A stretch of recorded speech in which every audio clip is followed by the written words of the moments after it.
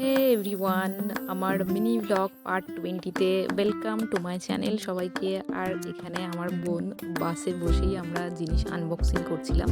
এটা আজকেই ডেলিভার হয়েছে আর আমরা যেতে যেতে সেটা পেলাম, তো সেই জন্য এখানে আনবক্স করছি। আর এটা কিন্তু দেখতে পাচ্ছ সুন্দরবনের মাতলা নদী, যেটা ক্যানিংয়েই আছে। যারা জানো তো জানো। আর এরপর কিন্তু আমরা স্টেশনে চলে এসেছি। এখান থেকে খিদে পেয়েছে, তাই জন্য কিছু ঝালমুড়ি খেলাম। আর আমার হাতে এতগুলো ব্যাগ ছিল দু হাতে যে আমি আর বেশি ফুটেজ কিছু নিতে পারিনি। তো তারপর আমরা এই যে ট্রেনে উঠে গেলাম।